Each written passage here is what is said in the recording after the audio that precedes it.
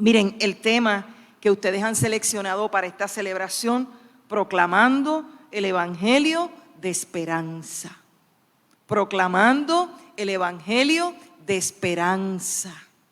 Y la esperanza es sumamente importante en la vida de aquel y aquella que hemos creído en Cristo Jesús. Porque el Evangelio no se trata de Mateo, Marcos, Lucas y Juan. El Evangelio es la buena noticia que en Cristo usted y yo hemos recibido. Y es una noticia de esperanza, porque no solamente que el Señor entregó su vida por ti, por mí y por toda la humanidad, sino que hay una garantía de vida eterna para aquellos y aquellas que hemos creído en el Señor Jesucristo. Amén. Mire, esta carta se le adjudica al apóstol Pedro y es una carta cortita, y a mí siempre me gusta dar esta recomendación, y yo me imagino que ya Luis, Daphne y Jean Luis saben lo que yo voy a decir, que esta tarde cuando usted se tome el café, eso ya es, ¿verdad?, un must. Usted tiene que sentarse a leer la carta entera. Eso es bien cortito, eso con un café, pan con mantequilla, queso de papa sudado o queso de bola para añadirle otro.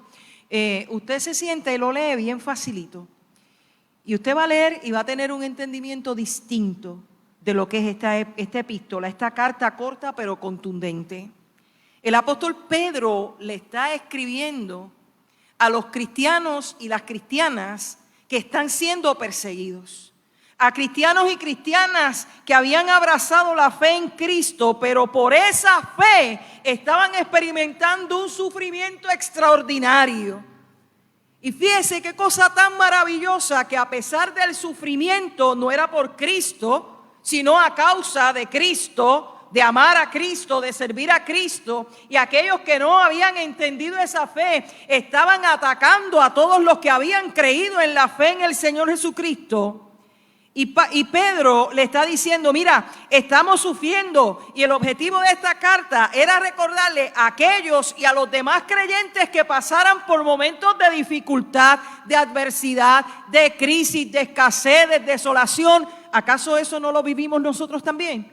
A todos los creyentes que pasaran por esa etapa, que además de la salvación en Cristo hay una esperanza, porque nunca estamos solos ni solas cuando atravesamos el valle de las sombras y de la muerte, porque el fiel y buen pastor camina con nosotros y nosotras todos los días de nuestra vida. No hay adversidad que usted la pase solo, porque aun cuando usted no pueda caminar, el Señor le levantará en sus brazos de amor eterno y le llevará hasta que pueda cruzar hasta el otro lado. Fíjese que Pedro le está diciendo, además de una esperanza, aquí hay unos grandes privilegios que trae la vida en la fe. Y los privilegios de la vida de la fe no se comparan a los privilegios del mundo terrenal, porque en el mundo terrenal la gente busca poder, ¿sí o no? La gente busca poder para aplastar a los otros y llegar primero. Pero en la vida de la fe se trata de un privilegio especial, de grandes privilegios que tenían aquellos que habían creído, los que estamos creyendo y los que creerán en el Señor. Y el primer privilegio es ser llamado pueblo de Dios. Eso no es cualquier cosa, gente. Ahí usted tenía que decir amén bien duro. Yo lo voy a volver a decir, porque fue que usted no tomó mucho café esta mañana. Que el primer privilegio de aquellos y aquellas que hemos creído en el Señor Jesucristo es ser pueblo de Dios. Aleluya, ahora sí están listos para el lechón. Nosotros sabemos lo que es ser pueblo de Dios. Qué cosa maravillosa. Antes se burlaban y decían los aleluya. ¿Se acuerdan de eso? Pero qué cosa maravillosa sentirse ser pueblo de Dios. Antes los gentiles no sabían lo que era eso, y los israelitas lo daban por hecho. Cuando usted da las cosas por hecho, usted no ha ganado nada, usted se siente que lo merece todo. Y ese fue el pueblo escogido por Dios. Pero Jesucristo extendió extendió la mesa, extendió los brazos, extendió el amor, extendió la gracia, extendió la salvación, extendió la redención, extendió el banquete para que todos y todas aquellos que creamos en Él seamos pueblo de Dios. Fíjese que Pedro, lo que conociera el Antiguo Testamento, pues no se había escrito el Nuevo Testamento. Y de lo que él conocía, que él no era un sacerdote, él era un pescador. Él no era un estudioso. Él era un hombre de servicio y de trabajo. Y de lo que él conocía, recordó que en Deuteronomio 7:6 dice de la siguiente manera: porque tú eres pueblo santo para Jehová tu Dios. Jehová tu Dios te ha escogido para hacerle un pueblo especial, más que todos los pueblos que están sobre la tierra. Y esa es palabra de Dios para el pueblo de Israel. En Deuteronomio 7:6. Pueblo santo, pueblo escogido, pueblo especial. Como cuando cantamos, somos el pueblo de Dios, somos un pueblo especial, ¿verdad? Ahí es que está inspirado ese cántico más que en Primera de Pedro 2. Y es que Pedro está trayendo del Antiguo Testamento, de la Torá, de lo que él conoce, de las leyes y los profetas, para afirmar que aún aquellos que hayan creído en Cristo, también somos pueblo de Dios. Y ese es un privilegio maravilloso que nos invita a nosotros a entender lo que es la palabra privilegio. Número 1, ser pueblo. Y número 2, servir plenamente. Somos pueblo para servir a plenitud. Somos un pueblo que trabaja en el reino de Dios. Somos un pueblo que afirma y adelanta el reino de Dios en medio de la historia. Y fíjese que le da 3 recordatorios. Ustedes no son cualquier cosa. Ustedes son una nación santa. En mis tiempos, decir que Puerto Rico era una nación, yo nací en el 65, sumí y resté. Y soy de Arecibo. Lo que quiero decir con esto, que se asociaba nación con nacionalista, y nacionalista no era una palabra positiva en aquel tiempo. Pero somos una nación santa. Somos una nación santa. Y ser nación es ser familia. En segundo lugar, un real sacerdocio. Mezcla 2 términos de la realeza de ser rey y sacerdote. Rey para dignificar al Señor y sacerdote para servir. Un pueblo escogido. Un pueblo escogido. Fíjese que una nación santa, es que nosotros no podemos perder de perspectiva lo que Dios estaba haciendo en medio de la iglesia que se estaba levantando en el tiempo de Pedro. Pero tampoco podemos perder de perspectiva lo que estaba viviendo esa gente en aquel tiempo. Les dije que la persecución, el sufrimiento, el martirio, muchos de ellos morían a causa de Cristo. ¿Recuerdan a Esteban? Morían a causa de Cristo. Y los discípulos, todos excepto Juan, todos murieron martirizados. Todos por su fe. Pero ahí es que entra Pedro, que había comprendido lo que no comprendió en el tiempo que Jesús le enseñó día a día. En ese momento que vivió con Jesús no entendía muchas cosas. Ustedes recuerdan en el tiempo de la transfiguración que dijo: bueno, Señor, esto está tan bueno que debemos hacer aquí 3 espacios. ¿Se acuerdan de eso? 3 casetitas, 3 bohíos para quedarnos aquí. Olvídate lo que esté pasando allá. Él no podía comprender que estaba siendo empoderado y recibiendo palabra para cuando Jesús no estuviera. Y ahora Jesús no está presente, pero era comprendido una cosa interesantísima, y es que debemos desear, debemos anhelar, debemos buscar continuamente el crecimiento espiritual para cuando venga el momento malo, seamos fortalecidos en el Espíritu y podamos vencer en el nombre del Señor. Fíjese lo que dice el verso 2, que usted lo va a leer esta tarde. Busquen como recién nacidos la leche espiritual, el alimento espiritual. Y fíjese que un recién nacido no se puede levantar, ir a la nevera y buscar la leche, servírsela y tomársela. ¿Verdad que no? Los recién nacidos dependen de su mamá para ser alimentados. Y si no lo está amamantando, su papá busca la fórmula y le da la leche, ¿sí o no? Los recién nacidos dependen de, y lo que está diciendo el apóstol Pedro es que dependamos absolutamente de Dios para crecer en la fe, que dependamos de su amor. Y fíjese que todo creyente en Cristo crece en esa fe a través de las disciplinas espirituales, que es la oración, el estudio de la palabra, la meditación, la búsqueda de presencia de Dios, la adoración, la celebración, disciplinas espirituales, el ayuno. Estamos en plena cuaresma, mis amados y mis amadas. Y la cuaresma invita a que realicemos esas disciplinas, pero no son únicamente para el tiempo de cuaresma, son para toda la vida, para crecer, para no depender únicamente del sermón del domingo, de la adoración del domingo o de la escuela bíblica del domingo, que podamos continuamente seguir creciendo en la vida de la fe. Porque cuando nos alimentamos espiritualmente, crecemos en la fe y ningún viento de doctrina nos tumba. Importante, ningún viento de doctrina nos tumba. Y ese proceso de alimentación en la fe, oiga esto bien y los que me están viendo también. El proceso de alimentación espiritual ocurre dentro de la familia de la fe. Y para estar en la familia de la fe hay que congregarse.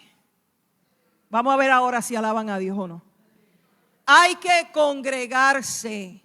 La pandemia no puede seguir reteniendo la gente. Tenemos que congregarnos y ser familia de la fe, porque cuando nos desconectamos de la iglesia, que no es el templo, la iglesia somos todos y todas.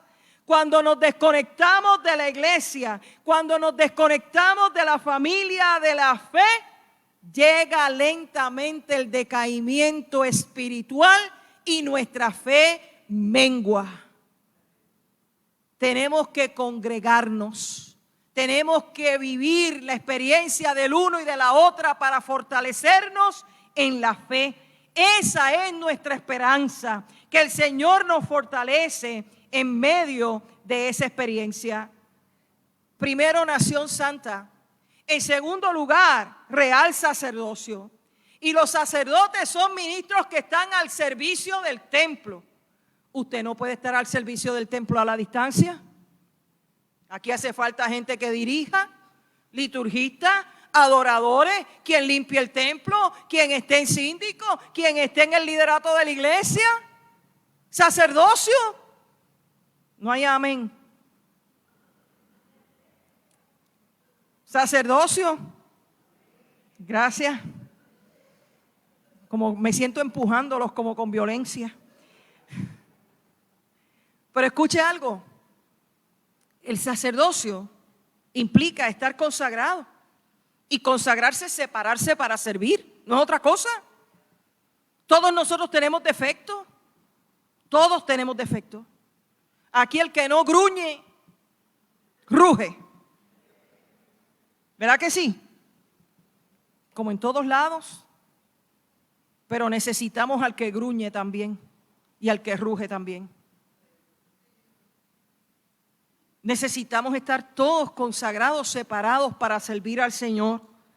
Fíjese que este recordatorio de servir a través del sacerdocio es algo que se hace con pasión, es algo que se hace con entrega.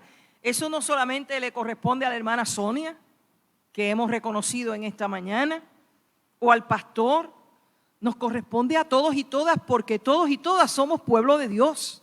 Amén. Usted es pueblo de Dios aunque haya llegado aquí por primera vez hoy. Somos pueblo de Dios. Fíjese que en el Antiguo Testamento el sacerdote, el sumo sacerdote, era quien estaba a cargo de esparcir la sangre del sacrificio para el perdón de los pecados de todo el pueblo. De hecho, cuando llegaba al lugar santísimo, lo amarraban con una soga y él entraba allá porque nadie más podía entrar. Si estaba en pecado, caía muerto y la soga era para alar el cadáver. Lo entendió, ¿verdad? Así que ya no es eso, porque si no serían muchos los cadáveres que hay que alar desde el lugar santísimo. Bueno, pero estaba ahí el sumo sacerdote para esparcir la sangre. Mire qué cosa tan maravillosa. Hay un gran sumo sacerdote, según lo describe Hebreo. El gran sumo sacerdote es Jesucristo. Y no solo esparció la sangre en el altar del sacrificio, sino que convirtió la cruz en el altar del sacrificio. Y no esparció sangre, sino que dio su sangre para el perdón de los pecados de toda la humanidad y para sanidad del cuerpo, porque la palabra establece en Isaías que por sus llagas nosotros fuimos curados y curadas. Amén. Así que usted y yo estamos al servicio de ese gran sumo sacerdote, un sacerdocio que es real y que es santo, al cual cada uno y cada una de nosotras hemos sido llamados. No es para pastorear la iglesia, es para servir al Señor de la iglesia, que es Cristo el Señor. Y lo tercero, una nación santa, un real sacerdocio, un pueblo escogido. Mire, ¿por qué Dios, Yahvé el Señor, le dio la gana de escoger a Israel? Eso no me lo pregunte a mí. Porque Dios hace como Él quiere. Él hace su voluntad. Pero fíjese que aun cuando escogió a Israel, siguió extendiendo y abriendo el abanico de posibilidades hasta que usted y yo llegamos ahí. Qué cosa tan maravillosa que Dios nos ha escogido, que Dios nos ha llamado, que somos pueblo adquirido por Dios, que Dios ha enviado a su Hijo Jesucristo para dar su vida por nosotros y por nosotras. El verso clave que ustedes han escogido: mas vosotros sois linaje escogido, real sacerdocio, nación santa, pueblo adquirido por Dios, para que anunciéis las virtudes de aquel que os llamó de las tinieblas a su luz admirable. Todos estos títulos los tenemos una vez venimos a Cristo y no nos los podemos desprender. Bueno, Señor, yo quiero amarte, pero eso de servirte no era. Mire, por ahí antes decían: lo mejor de dos mundos. No puede tener lo mejor de dos mundos. Usted es creyente en todo, íntegramente, para recibir la bendición y para servir al Señor como Él se merece. Y fíjese que ahí dice que ustedes y yo somos todas esas cosas con el objetivo de anunciar las virtudes de aquel que nos llamó de las tinieblas a su luz admirable. Fíjese que ese anuncio es proclamar. Ese anuncio de virtudes, de las cosas buenas, que Dios es amor, que en Dios hay redención, que Dios nos acompaña, que Dios nos sana, que Dios está, que no importa lo que ocurra, siempre permanecerá a nuestro lado, porque usted y yo podemos serle infiel a Dios, pero Él permanece fiel. Esas son las virtudes de aquel que nos llamó de las tinieblas a su luz admirable. Él es luz, Él es sal, pero nos ha permitido también a nosotros sazonar y ser luz en medio de las tinieblas. Es a usted y a mí que nos corresponde proclamar a tiempo y fuera de tiempo las virtudes, las bondades, el amor, la gracia, que no la merecemos, pero a Él le place expandir su gracia para su pueblo. proclamar a tiempo y fuera de tiempo. Pastora, pero yo no he ido al seminario para poder predicar. No necesita ir al seminario para predicar. No necesita una educación formal en teología para usted proclamar las virtudes de aquel que le sacó de las tinieblas a la luz admirable. Lo único que el Señor necesita de usted y de mí es un corazón dispuesto a decirle a los cuatro vientos que Dios es amor, que Dios transforma, que Dios salva, que Él redime y que Él siempre está dispuesto para usted y para mí. La predicación no se hace solamente desde el púlpito, se hace, mire, cada vez que yo voy al médico, es que yo si de eso dependiera rebajar, yo fuera flaquita.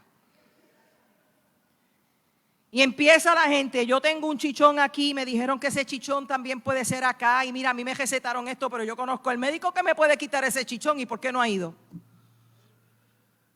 Y entonces le pregunta al otro y al otro, y se convierte el momento de ir al médico, escuche bien, en una estación repetidora de males y angustias, de quejas y de ayes.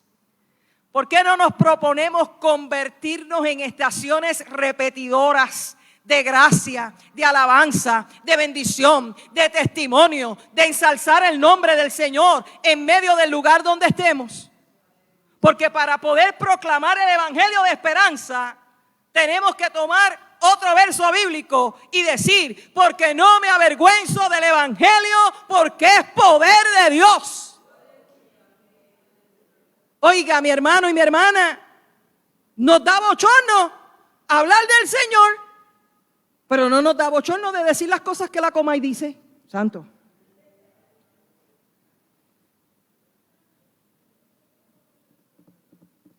Me equivoqué, aquí no ven la Comay. Y los que están ahí tampoco.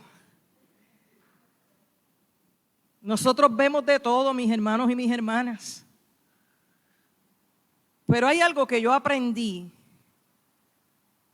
a los 14 años cuando me convertí. Una hermana de la iglesia, una anciana, me sentaba al lado de ella a aprenderme el himnario azul, los cánticos, los himnos del himnario azul, los himnos de vida cristiana. Aquel tiempo era eso, ¿verdad? Pero siempre me enseñaba un texto bíblico. Y siempre me decía: de la abundancia del corazón habla la boca. De la abundancia del corazón habla la boca. Y yo era medio malcriada en aquel tiempo. Y hablaba palabritas que no son muy ortodoxas en aquel tiempo. Gracias al poder del Espíritu Santo y la transformación del Espíritu, yo sé que si mi hermana Ángela Mericia Pérez estuviera viva, estuviera muy feliz de haberme visto ser pastora. Porque yo era como una cabrita salvaje de monte. El cabro siempre tira para el monte, pero en la gracia el Señor nos va transformando de cabros a ovejas. Amén. Así que nosotros tenemos que saber qué es lo que hay en nuestro corazón, porque de la abundancia del corazón habla la boca. Para proclamar el evangelio de esperanza, debemos vivir todos los días anhelando, deseando ese alimento espiritual, buscándolo. Mire, mire, yo no creo en eso de leerse la Biblia en un año. Porque cuando usted hace ese ejercicio, lo hace como en una competencia interior. Yo intenté hacer eso como 20 veces en mi vida, hasta que descubrí algo, que es mejor aprenderse un solo verso, leer un solo verso y meditarlo al día, y tener conciencia, que leer como el papagayo la Biblia entera y no entender nada. ¿Usted lo captó? ¿Cuántos están conmigo? Levanten la mano a ver lo que la encuesta dijo. Coge estos días de Cuaresma y lea un verso bíblico, 1 o 2, un pisco labi diario. Porque cuando usted se propone leer 7 capítulos en un día, empieza el sueño, todo el mundo lo llama ese día, le interrumpen 20 veces, el vecino pone el boceteo a todo lo que da. ¿Me está entendiendo?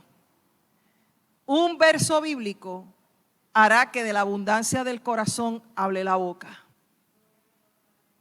Que usted pueda decirle al vecino cuando está en una situación de desolación y se atreva a usted a decir, ¿puedo orar por ti? Porque a veces no nos atrevemos. Y esa oración se convierte en una proclamación de esperanza, de lo que estamos hablando. En los trabajos no se puede hablar de religión, pero si hay alguien que usted sabe que la está pasando mal, déjele un textito bíblico. Dios te escucha, nada más. Dios te ama. Usted está proclamando la palabra de esperanza, de esperanza. Mis amados y mis amadas, Pedro está estableciendo en esta epístola lo que es necesario para usted proclamar el evangelio de esperanza. Para usted proclamar ese evangelio de esperanza tiene que tener deseo, anhelo y búsqueda del Señor. Un anhelo continuo, no para cuando estamos bien únicamente, sino para poder crecer y ser fortalecidos y fortalecidas. Y de esa manera poder servir al Señor y proclamar su palabra. A 63 años, esta iglesia metodista de Los Ángeles, con todo lo que hayamos podido pasar en 63 años, con altas y con bajas, con templo bonito y con templo destruido, con parking sin pavimentación y con parking pavimentado, ¿verdad? Estacionamiento pavimentado, con pastores y pastoras, con más gente o menos gente. Esta iglesia, con todo lo vivido, no se ha detenido en proclamar la palabra de esperanza. Han seguido creyendo y mirando al invisible como si estuviera visible en medio de sus vidas. Hoy el Señor nos está afirmando su palabra y nos dice, yo te escogí, yo te redimí, tú eres un pueblo especial para mí, una nación santa, ustedes son mis sacerdotes, sigan proclamando la palabra de esperanza, sigan proclamando el evangelio de la salvación. La gracia que ustedes han recibido, denla por gracia, para que aquellos que no creen, crean que Jesucristo es el Señor, para gloria de Dios Padre.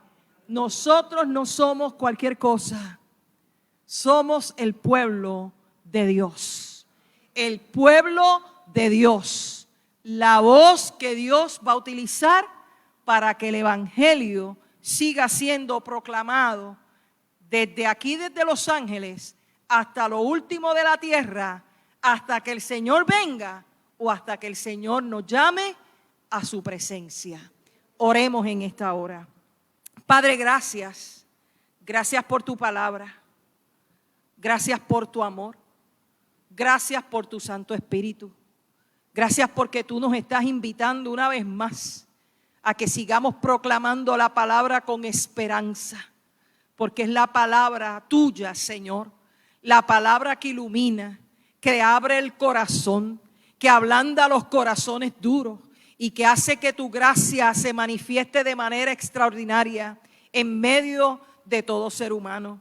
Te suplicamos, Señor, en esta hora, que sigas trabajando en nuestro corazón y que verdaderamente, Señor, más y más podamos ver tu gloria derramada sobre nuestras vidas. Gracias te damos por tu palabra maravillosa, en el poderoso nombre de Jesús. Amén y amén.